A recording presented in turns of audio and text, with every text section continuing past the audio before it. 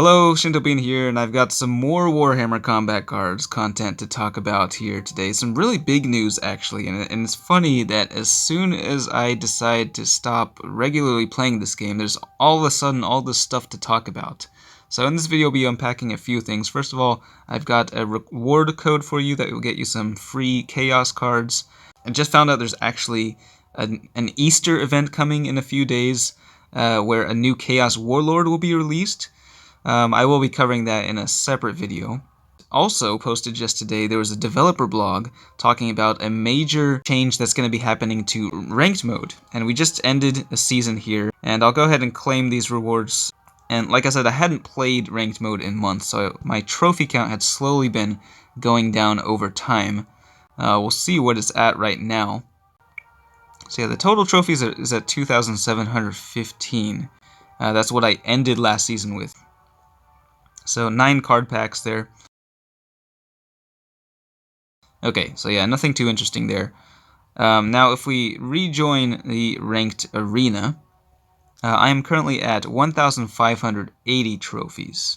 But if you look at the distribution, it's actually changed to be evenly distributed among all factions. So that's a big change that has happened, where it used to be very lopsided and only the factions that you played the most of got the most trophies, which made it very difficult to switch factions from season to season.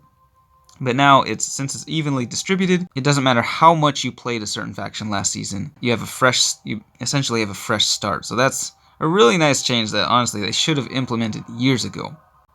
But glad that they have decided to do that now. Go ahead, and since there's a lot to unpack regarding the ranked changes, let me give you the reward code first, which actually a player contacted me on Discord and told me about this, otherwise I would not have found out about it, but it is perfect.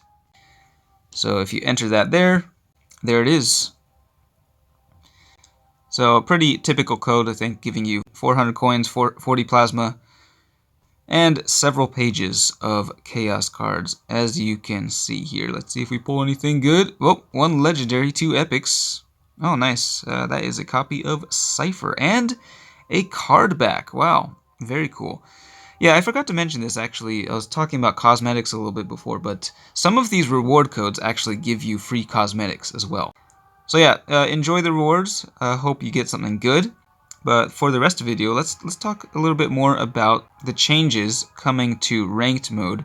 Let's see if it's already been implemented here. Oh, yep, there it is. So it used to be that Terra was the top, goal of ranked. And then you could just keep going within Terra forever, but it was like such a massive grind and really not worth the rewards. You'll see now that Terra, which used to be 9,000 trophies to get to, is at 4,500 trophies. And beyond Terra, they have added additional arenas, and it looks like actually each arena has more tiers, so more rewards to unlock within each one. So yeah, you got Terra, you got the Imperial Palace, and then the final arena is now called the Dark Cells, so which you need 6,000 trophies to get to. So this is like the new Terra, basically. And let's see, the maximum rewards you can get are still like 2 legendaries, 6 epics.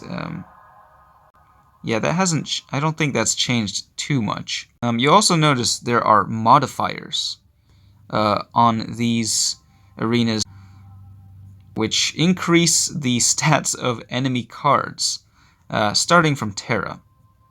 So it goes 10%, 20%, 30%, making it a little more challenging. Now, as for the total rewards, I think getting to Terra is still the same. So it's basically, you're getting more rewards for less grind, I believe. But let me go over to the developer blog just to make sure I'm not making stuff up here. Alright, so here we are. And it says that this was posted April 12th. Really? Did I just completely miss it? Alright, so once again, it's talking about the new arenas they've put into place. We've got the modifiers, making it more difficult for those arenas from Terra and beyond. And yeah, the trophy requirement required to reach each arena has been halved from what it previously was, to 500 trophies per arena. so that means faster progression. And then the end of season reset also. So the maximum carried over says is 500 per faction. But it still only counts the top 4 factions you have. So that means the maximum starting score you can have at the start of the season is 2,000 trophies, which is already a decent way towards Terra. You only need to get 2,500 more trophies to reach Terra. Some positive things about that: more flexibility. You can switch factions with no penalty. It's also fine if you take a break. You won't just keep losing trophies as I have over the past few months of not playing ranked mode. Because if you have 500 trophies per faction, it will lock you into place there. So you won't go below 500, I believe. And it's better for new players because introducing those new arenas means those places will be more competitive, and it'll be less competitive towards the bottom. Although the player base still has shrunk quite a bit, so we'll see how true that actually is. And there is a nice little table here breaking down all of the trophies required and whatnot for each of the arenas. So yeah, lots of good stuff. I'm glad that they have made ranked mode better. This rework was definitely long overdue. So